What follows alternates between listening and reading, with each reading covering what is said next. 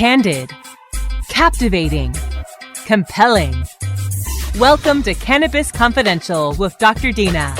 Listen in as Dr. Dina, medical marijuana pioneer and inspiration for the award-winning TV series Weeds, shares never-before-heard stories, chats with cannabis insiders and celebrity friends, and provides invaluable perspective and insight into one of the fastest-growing industries in the world. CannabisRadio.com proudly presents Cannabis Confidential with your host, Dr. Dina. Welcome to Cannabis Confidential. I'm your host, Dr. Dina. Thanks again for joining us today. We have a really exciting show. I have a very close friend of mine coming on today that I have known for over a decade that is so incredibly loyal to this industry and is such a true cannabis weed warrior. So I'm really super excited about that. I have some really interesting news. Today's topic for our theme for the day is going to be prisoners and pot. And as you know, that's something that's very, very close to my heart is cannabis. And of course, as we all know, anyone that's involved in the cannabis industry knows that the odds are against you and that there are a lot of bad laws written out there. And we all have the opportunity to be in handcuffs or be in a courtroom and know that our lives are going to be, at balance, at risk for the rest of our lives. We just don't know. And so this is something that's really dear to my heart. And so activism, when I started in this industry, I knew a few people. I had friends working in the industry and I knew of, the greats, and I knew of Jack Herrera, and I knew of, Eddie Lepp, and I knew of people that had gone to jail or been arrested for cannabis. And it wasn't until I actually started working in the industry did I realize that I was getting to know people that were the next in line going to jail or their friends. And it started becoming closer and closer to me. And before you know it, it was my actual friends going to jail. And I was very concerned, man, this could be me at any minute, because really anyone that possesses cannabis could be charged with it. Federally, as we know, they have it as a Schedule I drug. We cannot possess it. They don't really listen to the state's rights, or they haven't in the past, which we're hoping to change. And so, every single person that has used cannabis really needs to look at this and say, the system is broken. It's not working. What are we doing wrong? Do people who, do they belong in jail? People who are using drugs? Maybe we should think about a different way of treating this. And especially when we look at how many people are in prison right now for cannabis-related so-called crimes, whether it's possession or growing or, it costs a lot of money. And our government is throwing out billions of dollars a year to pay to keep people who are nonviolent, offenders, victimless crimes they've committed, and keep them in jail and keep them away from their families. And, whether you're for legalization or not, you're paying for marijuana to be illegal. And, according to the FBI, 43.3% of all arrests for drug abuse violations are people who are in possession of marijuana. I mean, that's ridiculous. 6% of all drug abuse violation arrests were for the sale or manufacturing of marijuana. In other words, we're talking about 50% of all drug-related arrests are connected with marijuana. There's something wrong here. We know that cannabis is not a horrible thing. We're not talking about alcohol. Half the population that's in prison for substance abuse is in prison for cannabis-related crimes. Funny enough, there was a time when it was illegal for farmers to not grow hemp, right? Marijuana's industrial cousin, essentially, THC cousin, is hemp. And we were all forced to grow it for their fiber, for ropes, for oil, for paper, nutritional hemp seeds, so many different other things. But, in 1619, the colony in Virginia, Jamestown, actually passed a law that required farmers to grow Indian hemp seed, along with various other must-grow, laws spanning for the next 2 centuries to follow. But when did this go so wrong? When did a renewable resource or substance that has such a wide variety of uses suddenly become so taboo for the American citizens? How does this history have been basically erased from textbooks and museums. The government decided to do a tax and regulate in 1937, and it passed the Marijuana Tax Act. And this bill forced any individual who dealt in the sale or transportation of cannabis in any capacity to pay a tax of $1, right? And this today would be like, what, $20? I mean, in today's economy. But, the real kicker is that if an individual or a party, they didn't pay the tax, they'd be subject to 5 years in prison or a fine of, back then I believe was $2,000, which now would probably be $50,000. It just seems that the government's really flip-flopped its stance on hemp and cannabis. And after it repealed alcohol prohibition, it really changed. And so, when you look at the history, you look at what's going on, you realize, when you're doing the math on how many individuals are currently incarcerated for drug abuse violations, and that's 50% of people, you're talking about 12 million people. And don't you think we should be putting these 12 million people in a better place? There's a perfect example. There's a gentleman who's been in jail for, gosh, at this point, it's probably more than half his life. And he's 80 years old. He was convicted of working on a boat smuggling cannabis. And, the guy's 80 years old. He's got a bunch of kids. He never had the opportunity to raise them and have a family. And it's just so sad when I look at this and go, his name is Antonio Bascaro, I believe.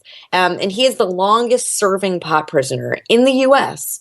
And unfortunately, he was convicted before another bill was passed, basically letting people who are of age or older that have served more than half their sentence to get out free. He was not eligible for this. So right now, we're just praying that he gets pardoned. And there's another guy named Jeff Mazansky. He's currently serving life sentence, no possibility of parole, for a 3-strike conviction over the possession of marijuana. And so, shout out to all the lawyers and the families out there who are fighting tirelessly to help these people. You're not alone. We're here for you.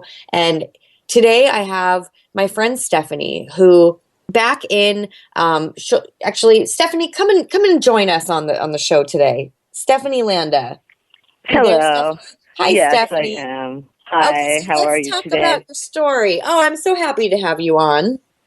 Thank you. Thank you for letting me share, because I really appreciate people knowing that people are still going to jail and in jail for pot. It's, a lot of people don't know that. And a lot of people don't know about jury nullification, where any jury member could set everybody free for pot. If you go to trial, one person on that jury can say not guilty, and then you go free. So the pot laws are horrible. They've always been horrible. To tell you the truth, in 1966, I thought it was going to be legal any second. And here we are, 50 years later, and we're still fighting the same fight. And I know the medical thing is really great, and I'm really glad, because I had cancer and I have to take hemp oil right now. So if it wasn't available, I'd be really upset. But since it became medical in California in 1996, all my friends have been going to jail. Like before that, we were underground and sneaking around, and we wouldn't tell anyone. Certainly, we wouldn't just tell a stranger. Now, it's come a long way since then, but people are going to jail. People are still going to jail. And, that's exactly why I wanted to have you on today, is because not only have you made an effort to do things right, but how it backfired in your face and everything that's happened to you after the fact. So Stephanie actually was from LA. She moved up to San Francisco in 2002, I believe, Steph. Correct me if I'm wrong. Yeah, 2002, because we were invited. Chief of police, by the captain of the narcotics squad, the district attorney, Terrence Hallinan. I know Terrence. That's right. And they all invited us and gave it to us in writing. Absolutely. So we thought we were fine. We were going to go up there and everything was going to be fine. And we had this piece of paper, lots of pieces of paper. And so we were up there 3 months before the San Francisco police came into our place. You moved up to San Francisco in 2002? Right. We moved up to San Francisco in 2002 we went to a meeting first and got invited by the district attorney, Helen Ann, and the chief of police and the captain of the narcotics squad. And they gave it to us in writing. No plant limit, just stay in San Francisco. Don't vend out of San Francisco. So we thought, okay, fine.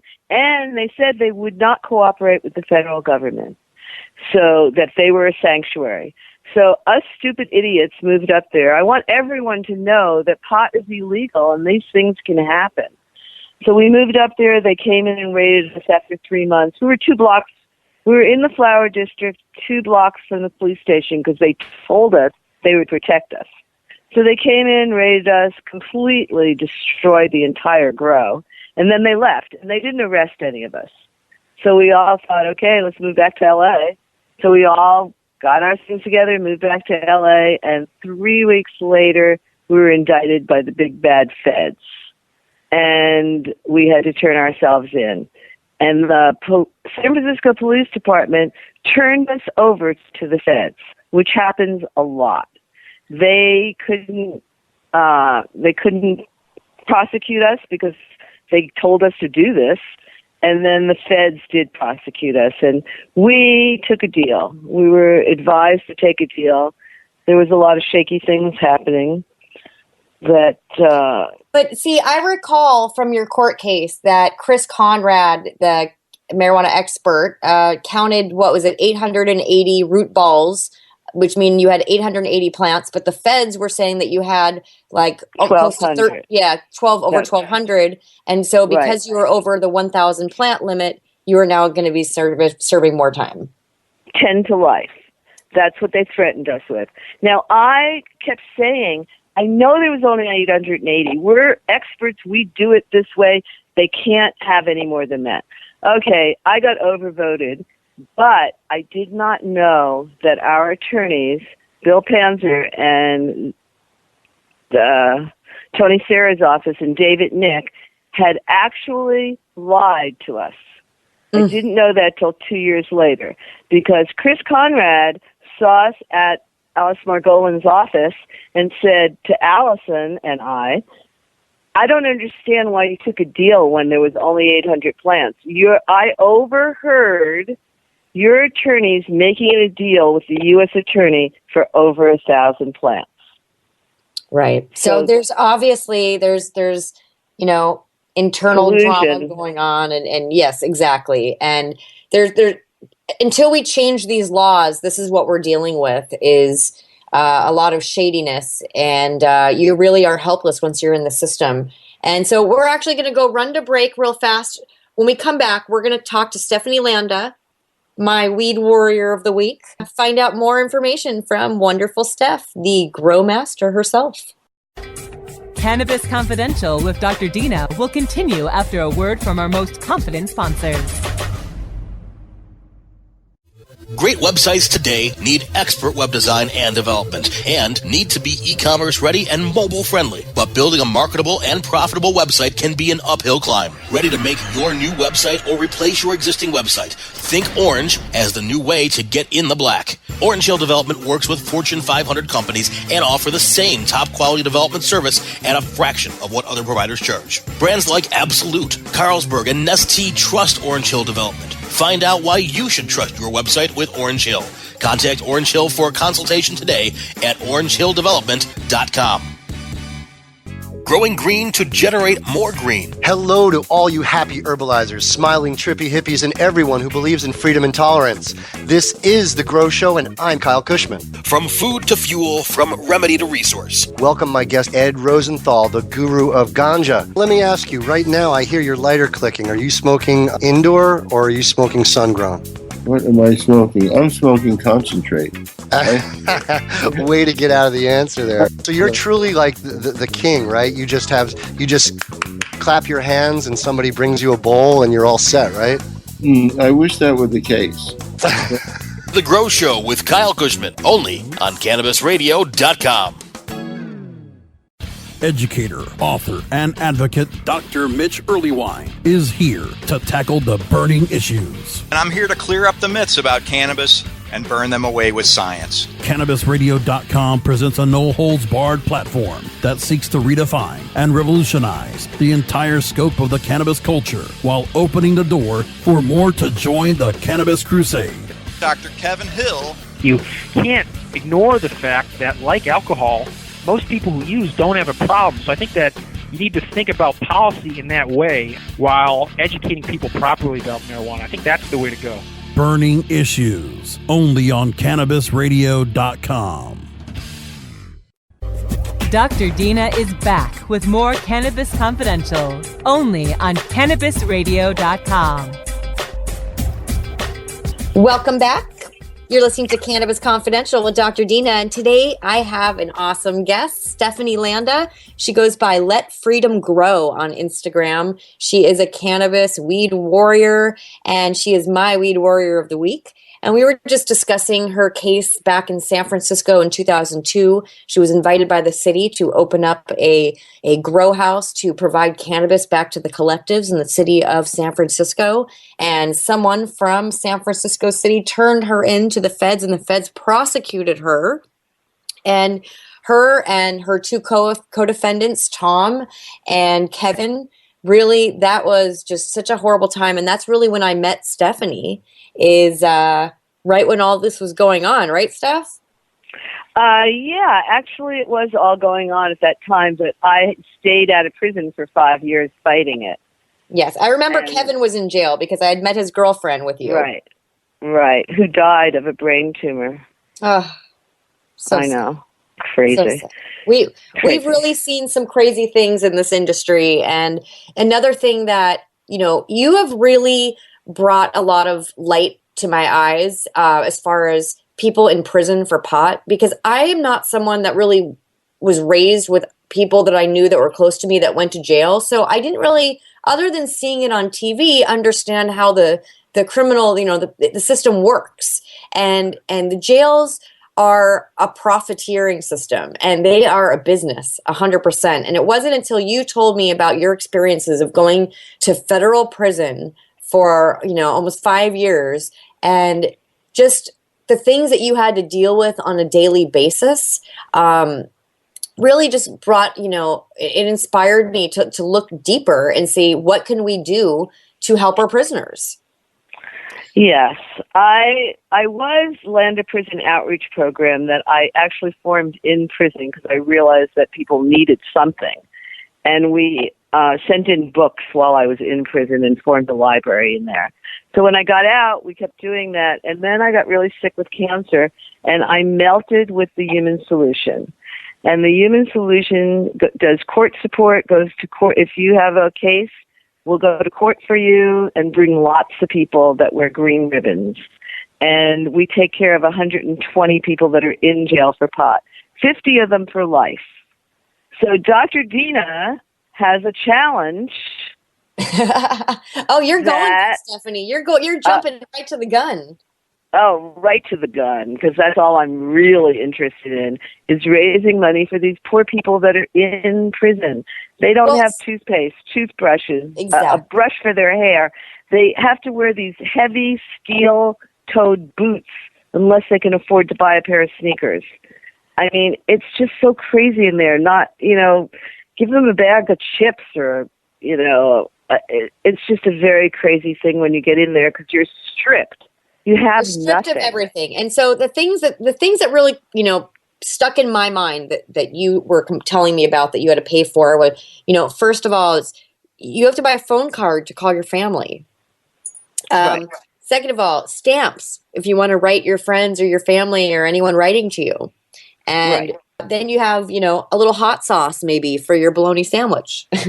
And then, the chips or soap or shampoo or a full-size toothbrush or tennis shoes so, your knees don't hurt from carrying around these heavy shoes. These are things that I just assumed were given to these prisoners.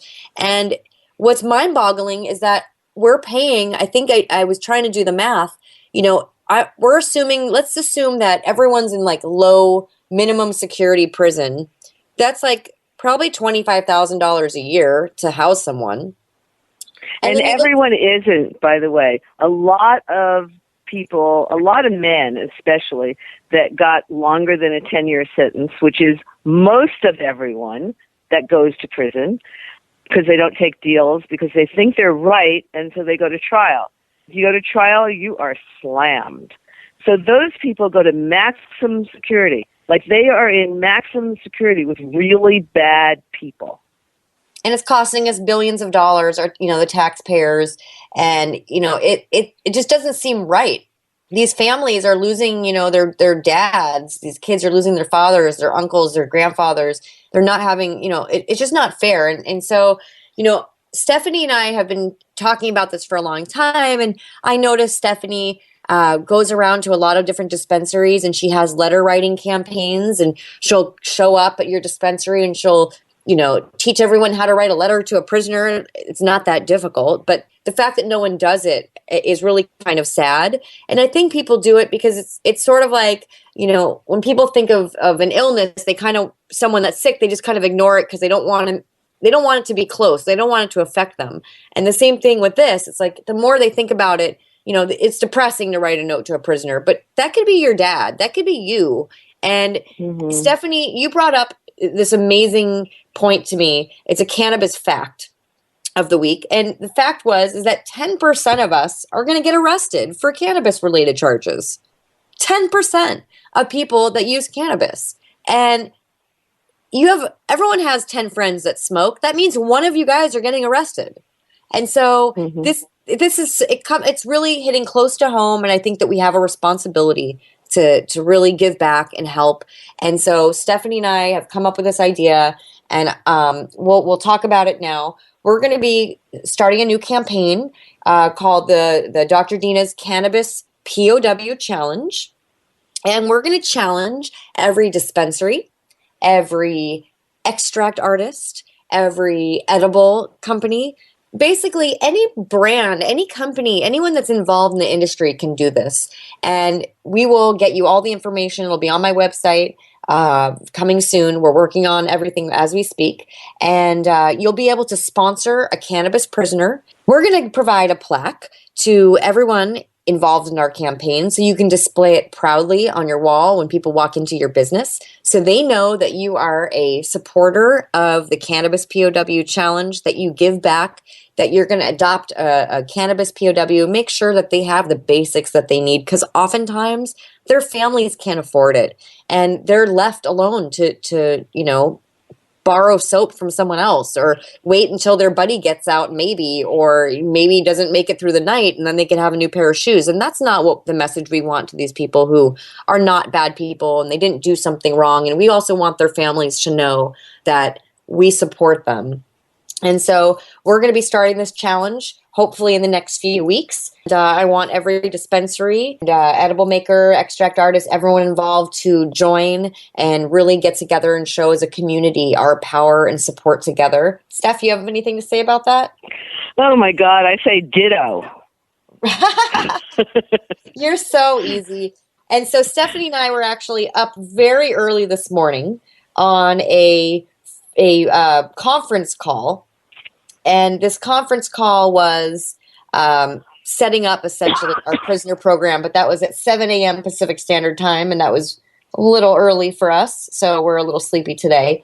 But I'm super excited. I know that our program is going to be amazing, and I just think that what we're doing is just so different from what other people are doing, and I really hope that in the next, couple years, we won't even need to do this, because all our prisoners will be out of jail and there will be no one to help any longer. And I think that from your lips to the powers that be. Right. So we're actually going to go take another short break. When we come back, Steph, I'm going to ask you a whole bunch of really interesting questions, since I know you're the expert that I have questions for. And so we will be right back with Stephanie Landa.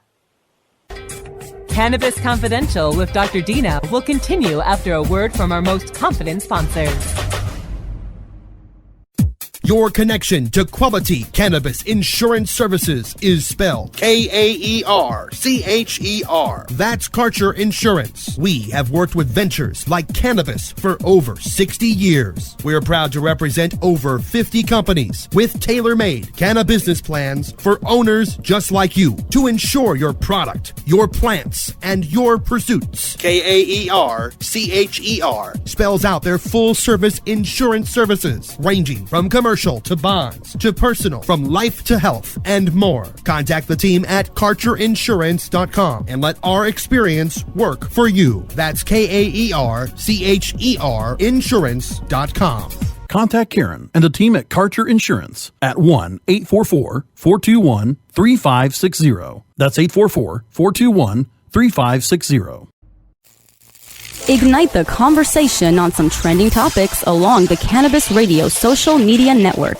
Join our crew of thousands on our Cannabis Radio page on Facebook or at Canna Radio, CANNA Radio on Twitter. Plus, look for our Facebook and Google Plus pages for all of our original programs and connect with Dr. Dina, Kyle Cushman, Dr. Mitch Earlywine, Nurse Heather, Doc Rob, the hosts of Ganjapreneur, and more. Connect with the growing Cannabis Radio social crusade at Canna Radio on Twitter or search for Cannabis Radio on Facebook, Google Plus, and Instagram and grow with us. The smoke is rising, and the next crop of podcasts devoted to cannabis providers and enthusiasts are ready to be harvested. Welcome to the Cannabis Radio Network, founded by respected rainmakers who have been producing award-winning podcasts for over a decade. Industry headlines, business updates, medical reports, marketing, and e-commerce education rolled up perfectly for your consumption. Let's grow together. The Cannabis Radio Network. CannabisRadio.com. Dr. Dina is back with more Cannabis Confidential, only on CannabisRadio.com. And we are joined today by Stephanie Landa, my favorite. She goes by Let Freedom Grow on Instagram. You want to check her out. I was recently, Stephanie, I was in Spain, and I was hanging out with Mark Emery, who is the Prince of Pot in Canada, who you were very close friends with, or still are close friends with. And I mentioned your name, and he just smiled and said, "Oh, Stephanie, she has the most luscious breasts." And so I've been laughing about this nonstop. And we're really excited because Stephanie is my hippie sister, and Stephanie just went to Victoria's Secret and bought herself this really lovely bra and took all these pictures with her push-up bra on, and everyone's going bananas. So if you want to throw money at the prisoners when you see Stephanie, you can just, stick it in her cleavage. She'll take that. She doesn't care where you put it. That's so funny. I will do everything for your commissary money. I'm the total commissary whore, for sure. And now, yes, I did get a bra because, I'm not being a hippie anymore. I want money. Hippies don't have money. So I'm ready. And Dina will be on the radio again tonight, on TV, actually. You should say that. I'll be there. Yes, I will be doing a little web show tonight. So I have a couple more questions for you because we're running out of time, and I want to get through this stuff. I want to know who are your heroes? Who are my heroes? Jack Herer for saying hemp will save the world. Excellent. And Tom Kikuchi, my mate who took me through having cancer. He's my hero. And anyone could be my hero by giving me a donation for commissary. Oh, I like that answer. So I have a question for you. Yes. What is your favorite strain to grow? My favorite strain to grow is probably haze. So for those of you... I'm sorry, blueberry and haze. Blueberry, are my favorites to grow. My yum. So Stephanie and I first met when I had helped open the first collective on Sunset Boulevard in Los Angeles, and she was providing cannabis to our collective, and we became really good friends. And I just knew that anything that Stephanie grew was going to be my favorite flavor. And that's when I realized that women actually spend more time with their plants and talk to them more, and the plants really like it, and they seem to look nicer than some of the stuff that the guys were bringing. And so, I was always really fascinated by that. But when I hear stories about how Stephanie waters her plants and does things, I just start laughing because she doesn't do it normally. She has her own way of doing things. So how long have you been doing this for, Stephanie, is really what I want to get at. My first plants in Santa Barbara, Sycamore Canyon, outdoors was 1966. 1966. Wow. I started smoking pot in 1959. Unbelievable. And do you think that pot or cannabis have affected you differently because you've smoked for so many years? Yeah, it's probably made me the nicest person in the world. I second that. So, Stephanie, what do you do in your spare time when you're not growing cannabis for your medicinal use or helping others? I sit around smoking pot with my friends and educating them. Ooh, I like that. And I do know that you've been going to a lot of the secret sessions, which are usually a bunch of, 20-something-year-old kids. So they must think you are quite a wealth of knowledge. Oh, I had the best time Sunday night. Everyone there is so friendly and so nice, and all they want to do is smoke pot and get high and be nice. It's really neat. There's this thing called the Secret Sesh, and I'm sure they're being done everywhere, where people basically plan a cannabis-friendly party, and they charge a small amount to get in, and people are given free cannabis to smoke all night, and there are people selling items, and vendors are there. There's free for $20. There's free dabs, free food, free drinks, and free pot. And then they throw out things to the crowd where you come out of there with at least like a gram of dab. Everybody. Wow. It's like a very unbelievable thing that Tim has created. It's very nice. It's really nice. And it's all ages. Like there's some people, well, I was probably the oldest person there for sure. Yeah, for sure. But there were like older people that were in their 40s, I've been to one of them. I went to the Secret Sesh for Halloween. It was very fun. Yeah, they're fun. They're very fun. And the next one's going to be in San Jose this weekend and then in Palm Springs. Excellent. Well, that is really, really cool. And so what other things do you do for fun? I help people put on events like the Green Oasis in Palm Springs Coachella weekend. Ooh, I like that. So what is that? Tell us more. It's going to be at it's a mansion mini resort, and they're going to have like all kinds of games and swimming and rappers and food and just all kinds of things. It's going to be the elegant party for Coachella. That's awesome. I will be in Denver and Seattle judging 2 different cannabis cups during the week. I will have you smoke all the cannabis out in Coachella for me. Okay. I will represent. I love that. So I have a few more questions. If you could look into the future in 5 years, where would you see us?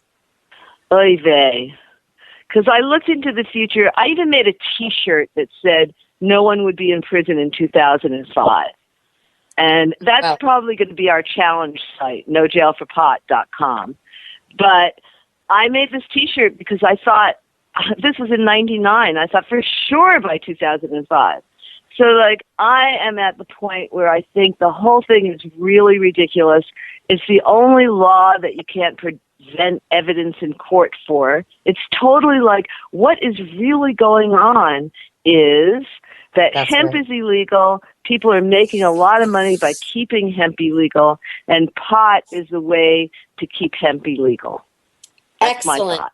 I love it, and I think that you just wrapped up the show so beautifully, and we are out of time, but you really just hit the nail on the head, and thank you so much for joining us.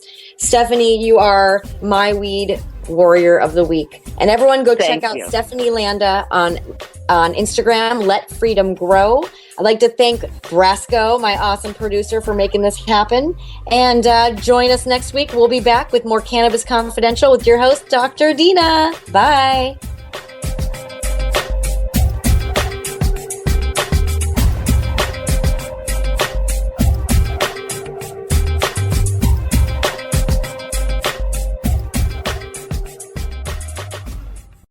The opinions expressed on this CannabisRadio.com program are those of the guests and hosts and do not necessarily reflect those of the staff and management of CannabisRadio.com. Any rebroadcast or redistribution without proper consent of CannabisRadio.com is prohibited.